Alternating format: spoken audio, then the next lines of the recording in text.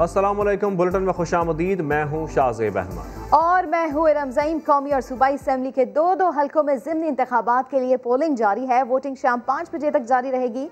NA-75 Daska और PP-51 Gujranwala में मुस्लिम league नून और हुक्मरान जमात पाकिस्तान तहरीक इंसाफ के दरमियान कांटे का मुकाबला मुतवक्के है। NA-45 कुरम और PK-63 नौशहरा में भी आज पोलिंग हो रही है। तमाम हल्कों की ताज़ा सूरत हाल जानेंगे अपने नुमाइंदगान से। बिल्कुल, डस्का में मौजूद हैं शहजाद अहमद। वजीराबाद से हमें ज्वाइन किया है मोहसिन बिलाल ने। नौशहरा की अपडेट शहाबुर रहमान से लेंगे। NA-45 कुरम का अहवाल जानेंगे राहम यूसुफ जई से। लेकिन सबसे पहले बात करेंगे डस्का की, जहां पोलिंग स्टेशन में झगड़ा हुआ है। हवाई फायरिंग के बायस पोलिंग रोकना पड़ी है। शहजाद अहमद से बात करते हैं जो इस वक्त पोलिंग स्टेशन के बाहर मौजूद है। शहजाद, बताइएगा क्या वजूहात सामने आ रही हैं, किसके दरमियान झगड़ा हुआ है?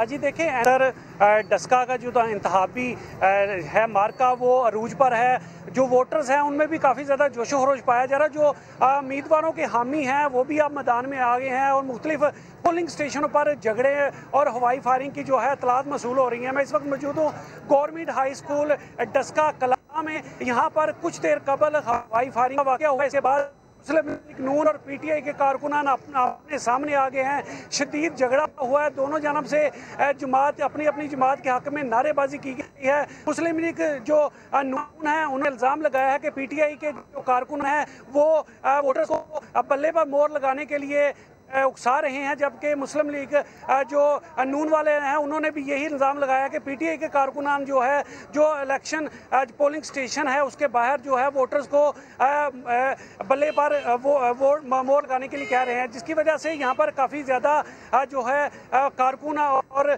जो इलाका मकीन है वो मुश्तल थे। मेरे पीछे आप देख सकते हैं कि यहाँ पर इस वक्त भी जो वोटर्स के जो उम्मीदवार हैं उनके हमातियों का काफ़ी ज़्यादा रश लगा हुआ है। 3 बार वक्फे से ये गवर्नमेंट हाई स्कूल डस्का कला पोलिंग स्टेशन नंबर 296, 97, 98 और 99 और 306 4 पोलिंग स्टेशन है। 5 पोलिंग स्टेशन है। यहाँ पर जो वक्फे से 3 दफ़ा जो है पोलिंग का अमल रोकना पड़ा। यहाँ पर जब फायरिंग का वाकया पेश आया तो पुलिस और रेंजर की भारी नफरी यहाँ पर पहुंची और सूरत हाल को काबू में किया। डस्का की सूरत हाल आप बता रहे थे। वजीराबाद का रुख कर लेते जहाँ हल्का PP-51 में नून लीग और PTI के उम्मीदवारों के दरमियान कांटे का मुकाबला जारी है। धुंध के बायस वोटर्स का टर्न आउट इंतहाई कम यहाँ पर दिखाई दे रहा है। तो मोहसिन बिलाल, बताइएगा कौन से पोलिंग स्टेशन के बाहर आप मौजूद हैं और यहाँ पर क्या सूरत हाल आप देख रहे हैं? जी बिल्कुल, इस वक्त हम वज़ीराबाद कचहरी पर मौजूद हैं और मेरे पीछे जो पोलिंग स्टेशन नंबर है वो 142 है। 162 टोटल पोलिंग स्टेशंस हैं, जिसमें से 8 पोलिंग स्टेशंस को इंतहाई हसास करार दिया गया है और ये वो पोलिंग स्टेशन है जो इंतहाई एहसास है और इसके रेंजर्स का अमला भी पुलिस के साथ साथ तैनात यहाँ पर किया गया है। जहाँ तक टर्न आउट की बात है तो टर्न आउट बहुत कम हमें देखने में आ रहा है। बताया यही जा रहा है कि जुमे के बाद जो है वो हल्के के आवाम अपना हक राय दही इस्तेमाल करने के लिए बाहर निकलेंगे। अगर आम इंतखाबात की बात की जाए तो इस हल्के में जो वोटर्स की तादाद है वो 2,53,000 से ज़ायद है और जब 2018 में आम इंतखाबात हुए थे तो तब भी जो टर्न आउट है इस हल्के में वो बहुत कम रहा था। सिर्फ 49% टर्न आउट रहा था और तकरीबन 1,23,000 से ज़ायद जो वोटर्स हैं उन्होंने अपना हक राय दही इस्तेमाल किया था। अगर उस हिसाब से देखा जाए तो यही लग रहा है कि उससे कम ही टर्न आउट रहेगा, क्योंकि ये जो हल्का है PP-51 इसमें 15 यूनियन कौंसल्स हैं, 7 जो हैं वो शहरी यूनियन कौंसल्स हैं। ठीक है, आप हमें अपडेट कर रहे हैं। नौशहरा के हल्का PK-63 में वोटर्स का टर्नआउट सिर्फ 8% के करीब है। ख़वातीन वोटर्स की तादाद ना होने के बराबर है। नुमाइंदा इस्तेमा शहाबुर रहमान हमारे साथ मौजूद है, उनसे बात करेंगे। शहाबुर रहमान, बताइएगा आप कहाँ पर मौजूद हैं, किस पोलिंग स्टेशन पर है और क्या अपडेट्स हैं आपके पास?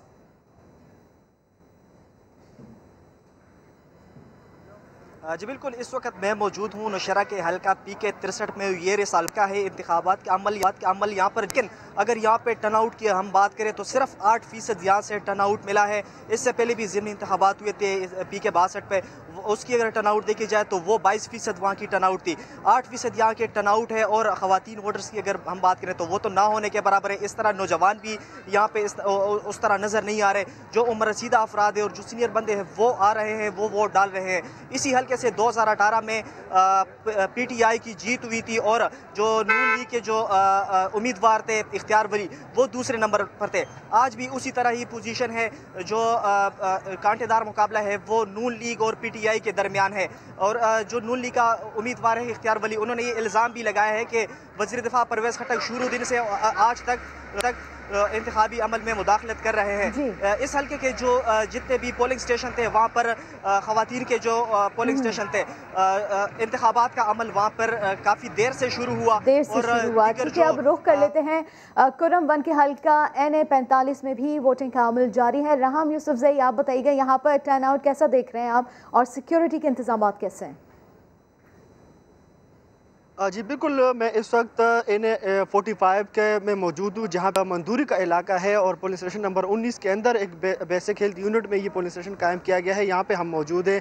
टर्न आउट सुबह के मुकाबले में इस वक्त कदर ज़्यादा हुई है, क्योंकि सुबह से लेकर अब तक तकरीबन 4 घंटे हुए हैं कि वोटिंग का अमल जारी है। ताहम उस तरीके से टर्न आउट नज़र नहीं आ रहा जिस तरह इससे पहले 2018 के इंतखाबात में नज़र आता। यहाँ पर अगर हम पार्टी वाइज की बात करें तो यहाँ पर हुक्मरान जमात पाकिस्तान तहरीक इंसाफ और जमीयत उलमा इस्लाम फ़ी के जो उम्मीदवार है उनके दरमियान कांटे का मुकाबला मुतवक्के, जबकि एक आज़ाद उम्मीदवार भी बताया जा रहा है कि उन्होंने भी यहाँ पर काफ़ी ज़्यादा जो है वो पैसा लगाया है और वो भी यहाँ पे बाकायदा फलाही कामों के लिए मशहूर है, तो उनको भी नज़रअंदाज नहीं किया जा रहा। 3 मजमूई तौर पर यहाँ पे 27 उम्मीदवार आमने सामने, लेकिन कांटे का जो मुकाबला है वो इन 3, एक आज़ाद उम्मीदवार पाकिस्तान तहरीक इंसाफ और जमीयत उलमा इस्लाम फ़ी के दरमियान होगा। यहाँ पे अगर हम पुरअमन इंतखाबात की बात करें तो हर पुलिस स्टेशन के बाहर FC और पुलिस की भारी नफरी तैनात की गई है। पुरअमन तरीके से इस वक्त जो है वोटिंग का अमल जारी है। डस्का से एक और खबर शामिल करते हैं। हल्का NA 75 की लीगी उम्मीदवार नौशीन इफ्तिखार ने गवर्नमेंट कॉलेज पोलिंग स्टेशन का दौरा किया। नौशीन इफ्तिखार ने पोलिंग स्टेशन में बैलेट बॉक्स खुले होने का इल्जाम लगाया है। लीगी उम्मीदवार और इलेक्शन अमले के दरमियान तल कलामी भी हुई। नुमाइंदा समाज शहजाद अहमद हमारे साथ मौजूद है। शहजाद, इस बारे में भी बताइएगा।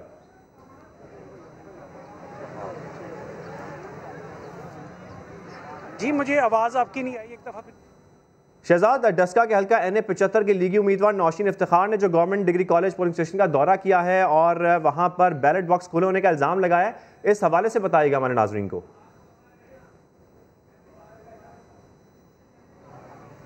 जी बिल्कुल, जो नून लीगी उम्मीदवार हैं नौशीन इफ्तिखार, वो बहुत ज़्यादा सरगर्म नज़र आ रही हैं। मुख्तलिफ पोलिंग स्टेशनों का रुख कर रही हैं, दौरे कर रही हैं। गवर्नमेंट डिग्री कॉलेज जो डस्का है वहाँ पर कुछ देर कबल उन्होंने दौरा किया है और वहाँ पर जो बैलेट बॉक्स है उनके खुले होने का उन्होंने इल्ज़ाम लगाया है और पोलिंग अमले पर जानबदारी का भी इल्ज़ाम लगाया है, जिसकी पोलिंग अमला ने तरदीद की है। उनका कहना है कि वो जो इलेक्शन है, बिल्कुल इलेक्शन का अमल जो इंतखाबी अमल है वो शफाफ तरीके से जारी है। ताहम इसके बाद जो लीगी उम्मीदवार थी वहाँ से अपने कारकुनों के हमला से वो वहाँ से रवाना होकर दूसरे दीगर पोलिंग स्टेशनों का रुख कर रहे। इस तरह जो PTI के जो सपोर्टर्स हैं वो भी मुख्तलिफ जो पोलिंग स्टेशन है वहाँ पर रुख कर रहे हैं। उस्मान डार और दीगर जो सपोर्टर्स हैं वो इस वक्त हल्के में मौजूद हैं। ठीक है, बहुत शुक्रिया। हमें तफसीलन आगाह किया शहजाद अहमद, मोहसिन बिलाल, शहाबुर रहमान और राहम यूसुफजई, तमाम नुमाइंदगान का बेहद शुक्रिया। लीगी रहनुमा उज़मा बुखारी ने हुकूमत पर इल्जामात लगा दिए। दावा किया कि हमारे पोलिंग एजेंट्स को रात में गिरफ्तार किया गया। सवाल उठाया कि हुक्मरानों को अपनी कारकर्दगी पर एतमाद है तो घबराते क्यों हैं। मजीद क्या कहा, सुन लेते हैं। उसकी बात यह है कि उन्होंने रोना शुरू कर दिया है और अभी से रोना शुरू कर दिया है। हमें रात को इन्होंने हमारे कुछ लोग अरेस्ट किए हैं जो हमारे पोलिंग एजेंट्स थे, उनको अरेस्ट किया है और बगैर किसी वजह के उनको ले गए हैं। और अगर हुकूमत को अपनी कारकर्दगी पर और अपनी जो उनकी अभी तक उन्होंने लोगों को रिलीफ दिया है, अगर उस पर उनको बहुत एतमाद है तो फिर हिम्मत करें, घबराते क्यों हैं। आप अगर समझते हैं कि महंगाई नहीं है और आप जो दफ्तरों में बैठ के आपको लगता है कि महंगाई नहीं है तो ठीक है, लोगों को वोट डाल के साबित करने दें। बराए मेहरबानी कानून को हाथ में मत लीजिएगा।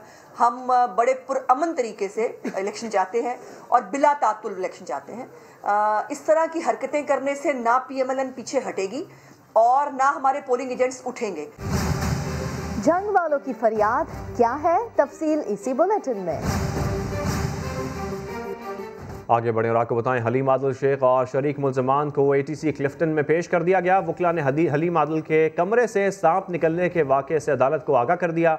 अदालत ने रिमार्क्स दिए कि सांप क्या कर रहा था वहां। अदालत ने हलीम आदिल शेख और दीगर को अदालती रिमांड पर जेल भेज दिया है। इसी के ऊपर बात कर लेते हैं समा के नुमाइंदे इरफानुल हक से। इरफान हक, मुल्ज़मान को 25 फरवरी को दोबारा पेश करने का हुक्म भी सामने आया है। तफ्तीशी अफसर की कोशिश थी कि मजीद रिमांड हासिल किया जाए मुल्ज़मान का, चूँकि तफ्तीशी अफसर ने अदालत को बताया कि जो फायरिंग के कुछ शवाहिद हैं, जो मुल्ज़मान हैं उनकी तरफ से जो हंगामाराई हुई और फायरिंग हुई उसके हमारे पास शवाहिद मौजूद है, मगर उसकी तफ्तीश मुकम्मल करने के लिए मोहलत चाहिए, मजीद रिमांड दिया जाए। ताहम जो वकला थे PTI के, उन्होंने रिमांड की मुखालफत की और दरख्वास्त जमानत भी दायर की। अदालत ने दरख्वास्त जमानत पर नोटिस जारी किए प्रोसिक्यूटर को। 22 फरवरी को दलाइल तलब किए हैं और हलीम आदिल शेख समेत दीगर मुल्ज़मान को अदालती रिमांड पर जेल भेज दिया है और अदालती रिमांड पर जेल भेज दिया गया है। बहुत शुक्रिया इरफान हक आपका। अपोजिशन लीडर हलीम आदिल शेख ने कहा है कि मेरे कमरे में सांप छोड़ा गया जिसको मैंने मार दिया है। उन्होंने इल्जाम लगाया कि नाग मुराद अली शाह ने बिलावल भुट्टो के कहने पर छुड़वाया था। मुझे सांप के जरिए मरवाने की कोशिश की गई। नाश्ते से पहले जब मैं चाय मेरे पास आई तो मेरे कमरे से 4 फुट का काला नाग किंग कोबरा मेरे कमरे में छुड़वाया गया। आफ्ताब आलम साहब DSP साहब मौजूद हैं, इनको मैंने भी दिखाया है। आफ्ताब साहब आइए, खुदा को हाजिर नाजिर जाके बताएं कि मेरे कमरे में इन्होंने क्या देखा है। आगे बताइए ना, 2 मिनट, कल ही उसको रस्सी बना देंगे, क्योंकि यहाँ तो शराब को शहद बना दिया जाता है। आफ्ताब साहब को 1 मिनट, आफ्ताब आलम साहब को मैंने अभी दिखा कर आए हुए सिक्योरिटी पे मामूर हैं। 4 फुट लंबा ब्लैक कोबरा काला नाग मेरे कमरे में छोड़ा गया, जिसको मैंने फिर मारा है। और इनके DSP के साथ शाहनवाज मेमन साहब ने आधा उसको जिंदा देखा है, फिर हमने उसको, और काला नाग मेरे कमरे में छोड़ा गया। मुराद अली शाह ने बिलावल के कहने पे अपने पुलिस अफसरान को मिलकर मुझे मरवाने की इस काले नाग से साजिश की है। सांप की वीडियो वहाँ के DSP ने बनाई है, वहाँ के SSP ने बनाई है, और मैंने अपने सामने additional IG Karachi, DIG Karachi, SSP Haider को वीडियो भिजवाई है। ऑपरेशन क्लीन अप, तफसील बताएंगे थोड़ी देर बाद। और आपको बताएं, परवेज रशीद की सेनेट के लिए कागजात मुस्तरद होने के खिलाफ appeal. Lahore high court registrar office ने अपील पर एतराज लगा दिया। इसी के ऊपर बात कर लेते हैं शाहिद हुसैन से। शाहिद, बताइएगा क्या एतराज लगाया गया है? जी, जो अपील है परवेज रशीद ने दायर की, उसमें उन्होंने कहा है कि वो रकम जमा कराने के लिए तैयार हैं और उसके लिए उन्होंने तकोदो भी की, लेकिन इलेक्शन कमीशन ने उनके कागजात नामजदगी जो थे वो मुस्तरद कर दिए। इसके खिलाफ उन्होंने आज अपील दायर कर दी, लेकिन जो रजिस्ट्रार ऑफिस है उसने उस पर एतराज़ लगा दिया है कि उसके साथ जो कागजात और दस्तावेजात लगाए गए हैं वो तस्दीक शुदा नहीं है, इसलिए जो ये कागजात हैं उनको तस्दीक करा के दोबारा लगाने की हिदायत की है। जी, बहुत शुक्रिया, अपडेट किया आपने शाहिद हुसैन। आगे बढ़ते हुए आपको बताएं कि सेनेट इंतखाबात ओपन बैलेट से कराने का सदारती रेफरेंस सुप्रीम कोर्ट में समाअत आज भी मुकम्मल ना हो सकी। पीर को फिर समाअत होगी। इलेक्शन कमीशन ने वोटर्स के लिए ज़ाब्ता अखलाक जमा करा दिया। सीनियर पार्लियामेंटेरियन सेनेटर रजा रब्बानी ने अपने दलाइल में कहा कि लाजमी नहीं वफाक में हुकूमत बनाने वाली जमात की भी सूबे में अक्सरियत हो। अपोजिशन जमातों के इत्तेहाद से भी सेनेट में नशस्तों का तनासुब बदल सकता है। जस्टिस एजाजुल अहसन ने रिमार्क्स दिए कि मुतनासिब नुमाइंदगी का जिक्र आर्टिकल 51 और आर्टिकल 59 दोनों में है। सियासी जमातों के इत्तेहाद से भी मुतनासिब नुमाइंदगी पर फ़र्क नहीं पड़ता। किसी जमात ने इत्तेहाद करना है तो खुलेआम करे। अब तक की समात के बारे में जानते हैं इस्लामाबाद में समा के नुमाइंदे जुल्कनैन इकबाल से। जी जुल्कनैन, तफसीलन आगाह कीजिएगा। देखिए, आज जब समात शुरू हुई, सबसे पहले इलेक्शन कमीशन ऑफ पाकिस्तान ने अदालत को आगाह किया कि वो जो ज़ाब्ता अखलाक कल अदालत ने मांगा था वोटर्स के लिए और उम्मीदवारों के लिए, वो उसकी कॉपी अदालत में जमा करवाई जा चुकी है। जिसके बाद रजा रब्बानी ने अपने दलाइल का आगाज किया और उनके दलाइल का फोकस इस बात के ऊपर था कि जो मुतनासिब नुमाइंदगी के सवालात अदालत की जानिब से उठाए जा रहे थे, उस पर उन्होंने कहा कि मुतनासिब नुमाइंदगी सूबों के हवाले से होती है कि तमाम सूबों की यकसा नुमाइंदगी सेनेट के अंदर हो। साथ ही साथ उन्होंने ये भी कहा कि अमूमी तौर पर सियासी इत्तेहाद बनाए जाते हैं, छोटी जमातों को बड़ी जमातें अपने साथ मिलाती हैं, जिससे जो सीटें हैं वो ऊपर नीचे हो जाती हैं। उन्होंने एग्जांपल दी काफ लीग और पीटीआई के हालिया इत्तेहाद की। उन्होंने कहा कि तहरीक इंसाफ ने भी अपनी एक सीट मुस्लिम लीग काफ को दी है। इसका ये मतलब नहीं कि जो पीटीआई की एक सीट कम हो गई है या फिर इस पर कोई हॉर्स ट्रेडिंग हुई है। उन्होंने कहा कि सियासी इत्तेहाद बनते रहते हैं। तो हम जजिस का ये कहना था कि अगर सियासी इत्तेहाद बनाना जरूरी है और सियासत जमातें इत्तेहाद करती हैं तो इसको ओपन क्यों नहीं करती, क्या इसको खुफिया रखना जरूरी है? जिस पर रजा रबानी का ये कहना था कि सियासी इत्तेहादों को खासकर ऐसे मामलात में ज्यादातर खुफिया ही रखा जाता है, जबकि जो अगर कोई इनफरादी शख्सियत उठकर सेनेट का मेंबर बनने की कोशिश करे और वो वोट लेने के लिए जाए तो उस तक हॉर्स ट्रेडिंग का मामला जो है वो सामने आ सकता है। अब आर्टिकल 226 यानी खुफिया वोटिंग के इतलात के ऊपर रजा रबानी ने कहा कि वो सोमवार को इस नुक्ते के ऊपर अपने दलाइल देंगे। ठीक है, सेनेट इंतखाबात ओपन बैलेट से कराने के सदारती रेफरेंस के अपने नाज़रीन के बारे में बताएं। सुप्रीम कोर्ट में समाअत आज भी मुकम्मल ना हो सकी है, पीर को फिर समाअत होगी। जुल्करन इकबाल, बहुत शुक्रिया आपका। सेनेट इलेक्शन में मंडी लग जाती है। खैबर पख्तूनख्वा और बलूचिस्तान में यह सिलसिला अब भी जारी है। वफाकी वज़ीर इत्तलात शिबली फराज ने बड़ा दावा कर दिया। कहते हैं पैसे की सियासत का कल्चर ख़त्म करना चाहते हैं। मजीद क्या कहा ये सुन लेते हैं। इलेक्शंस है वो एक मंडी सी बन जाती है, जिस तरह के हम सुन रहे हैं कि खैबर पख्तूनख्वा में, बलूचिस्तान में और जगहों पे ये सिलसिला अभी भी इस वक्त जब हम बात कर रहे हैं इस वक्त भी ये हो रहा है। इस सिस्टम में कोई फर्क नहीं पड़ता कि कौन किसका कैंडिडेट है, लेकिन ये ज़रूर पता चलना चाहिए कि किसने वोट दिया। पैसे की सियासत जब तक इस मुल्क से ख़त्म नहीं होगी, चाहे वो सेनेट के इलेक्शंस हों, चाहे वो जनरल इलेक्शंस हों, उस वक्त तक अहलियत और काबिलियत की बुनियाद पे लोग नहीं आ सकते। सेनेट इलेक्शन के लिए जोड़ तोड़ का जोर पड़ा तो जहांगीर तरीन भी सियासी मैदान में वापस आ गए। अनहोनी को होनी करने वाले पीटीआई रहनुमा मुतहर्रिक हो गए हैं। पीटीआई के सेनेट उम्मीदवार हफीज शेख की कामयाबी के लिए अरकान असेंबली से राब्ते शुरू कर दिए। नईम अशरफ भट्ट की रिपोर्ट। जहांगीर तरीन रिटर्न्स। सेनेट की इंतखाबी जंग के लिए इमरान खान के काबिल एतमाद खिलाड़ी फिर मैदान में आ गए। जहांगीर तरीन अब्दुल हफीज शेख की कामयाबी के लिए मुतहर्रिक हो गए। अरकान असेंबली से राब्ते शुरू कर दिए। जराये के मुताबिक जहांगीर तरीन और अब्दुल हफीज शेख के दरमियान टेलीफोनिक राब्ता हुआ। इस्लामाबाद से सेनेट की नशिस्त के लिए हिकमत अमली तय की गई। पहले मरहले में जहांगीर तरीन ने जुनूबी पंजाब से पीटीआई के नाराज अरकान असेंबली से राब्ते किए। जहांगीर तरीन के जहाज का सियासी सफर फिर शुरू हुआ तो पहले फैसलाबाद पहुंचे, जहां राजा रियाज ने इनका इस्तकबाल किया। जहांगीर तरीन वहां से जड़ावाला में मलिक नवाब शेर के घर गए। दोबारा फैसलाबाद आए और हुकूमती MNA खुर्रम शहजाद से मिले। जहांगीर तरीन ने जुनूबी पंजाब के मुख्तलिफ इलाकों का भी दौरा किया। रहीम यार खान, भावलपुर और मुल्तान के अरकान से मुलाकातें की और पार्टी उम्मीदवार अब्दुल हफीज शेख की हिमायत की हिदायत की। जराये के मुताबिक जुनूबी पंजाब और फैसलाबाद के तमाम अरकान ने सेनेट में पार्टी की मुकम्मल हिमायत की यकीन दहानी करा दी है। जहांगीर तरीन इससे पहले भी पीटीआई के लिए कई मिशन अंजाम दे चुके हैं। आम इंतखाबात के बाद पीटीआई हुकूमत बनवाने और इमरान खान को वजीर आजम मुंतखब कराने के लिए भरपूर भाग दौड़ की। जाती जहाज पर तूफानी दौरे किए। जहांगीर तरीन ने आरिफ अलवी को सदर मुंतखब कराने में भी भरपूर किरदार अदा किया था। नईम अशरफ भट्ट, लाहौर। जंग के बाबा जुल्फिकार की फरियाद कौन सुनेगा? बोलो जंग में बात करते हैं सदर के इलाके की, जहां सरकारी तालीमी मराकज कचरा कुंडी में तब्दील हो गए हैं। गलियों और बाजारों की सड़कें टूट फूट का शिकार हैं। मेरा नाम जुल्फकार अहमद चौधरी है और मैं जंग के दर से तल्लुक रखता हूँ।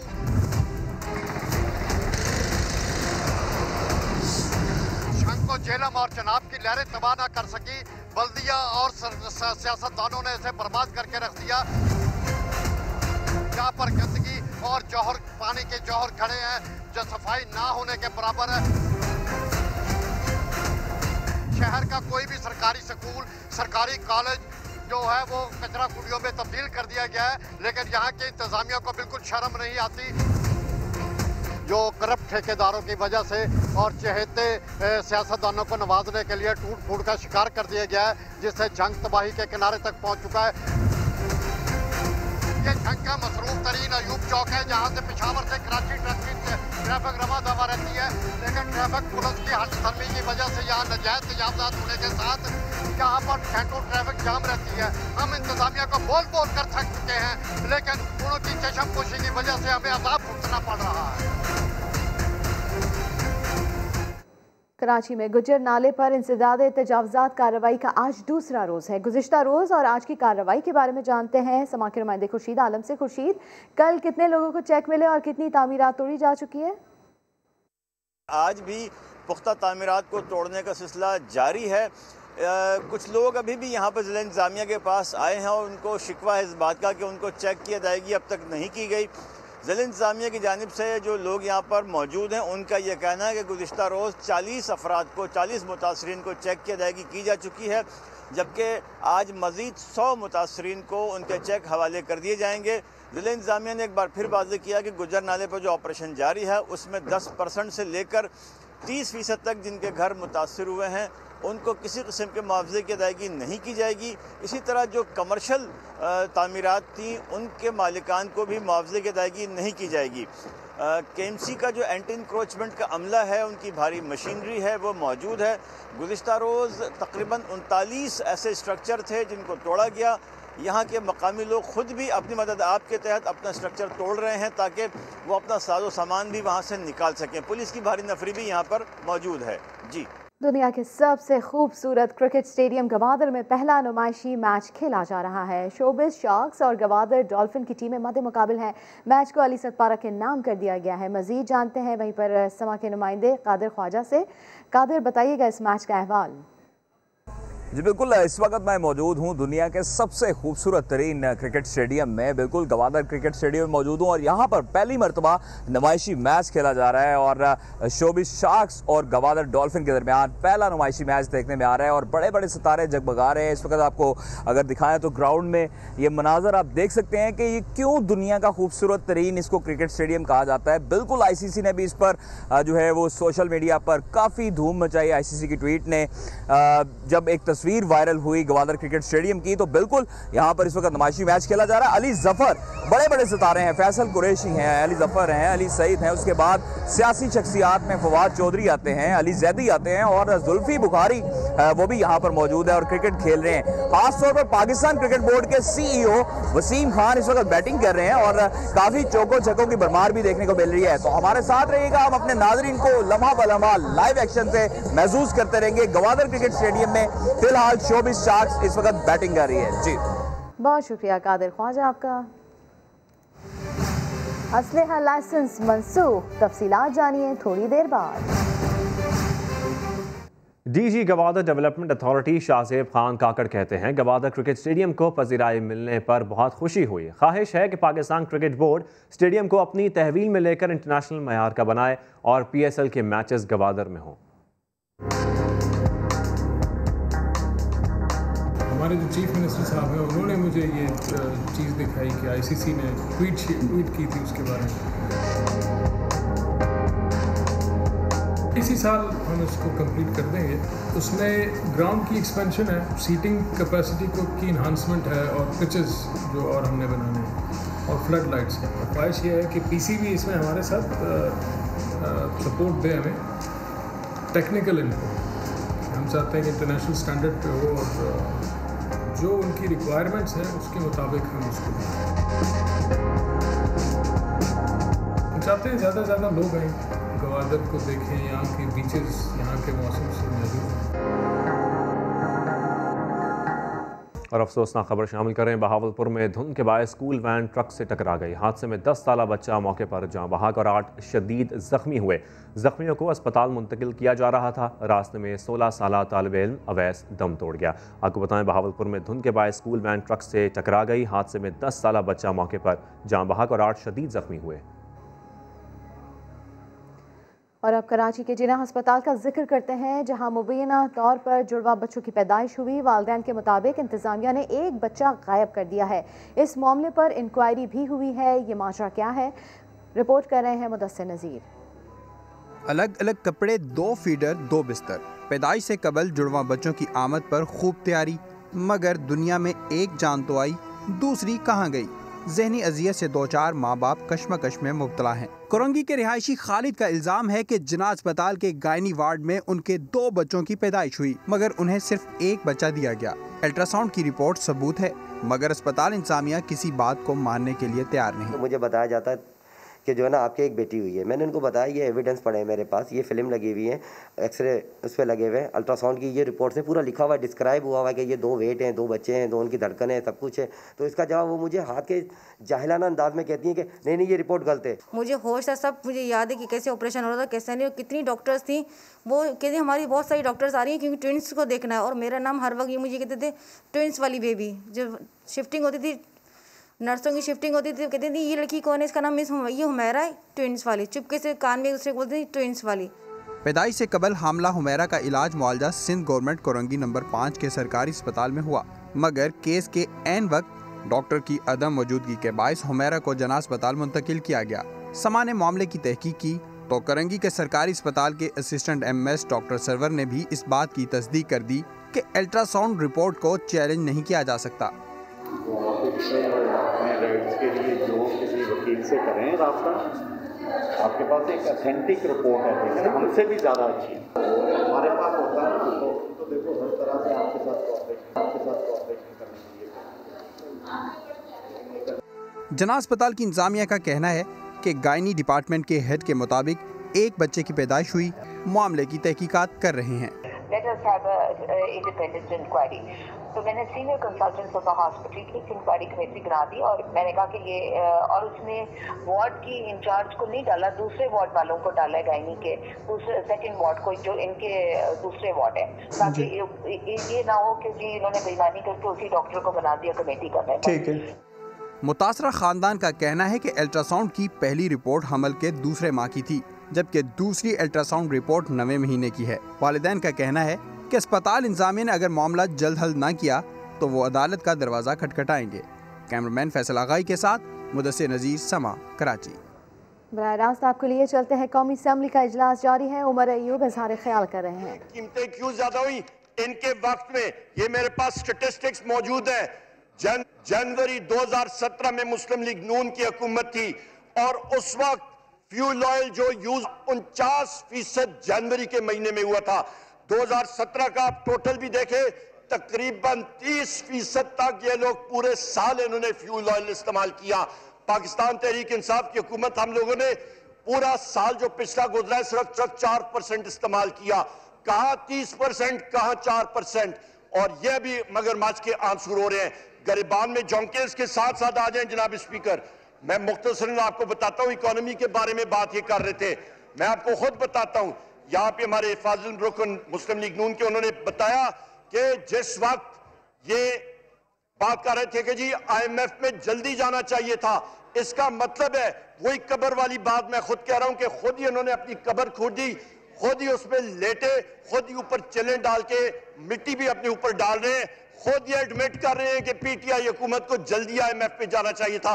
क्यों जाना चाहिए था? क्योंकि आप लोगों ने जो यहाँ पे बारूदी सुरंगें लगाई थी उसका खुमियाजा हम लोग भुगत रहे हैं। रिस्पॉन्सिबिलिटी इन 2 पार्टीज की है, जिसमें पाकिस्तान पीपल्स पार्टी और मुस्लिम लीग नून शामिल है, दोनों पार्टी जिन्होंने इस नैज पे पाकिस्तान को पहुंचाया था। इसके साथ साथ वो कौन सा फाइनेंस मिनिस्टर था जिसने डिवैल्यूएशन का सिलसिला शुरू किया था? वो वही फाइनेंस मिनिस्टर है जो हर दूसरे दिन जाके ट्वीट गलत बयानी करता है। इनकी मुस्लिम लीग नून की हुकूमत का गलत बयानी पे वो ट्वीट करता है, आखिरी दिनों में आया था। उसके साथ साथ उसने साबिक अपने वजीरे खजाना की पॉलिसीज को रिवर्स किया और डिवैल्यूएशन का इफेक्ट शुरू किया। वो कब शुरू हुआ? वज़ीर तवानाई उमर अयूब इज़हार ख्याल कर रहे हैं कौमी असम्बली के इजलास में। फिल वक्त इतना ही, एक ब्रेक के बाद हाजिर होंगे हेडलाइंस के साथ। देखते रहिए समा।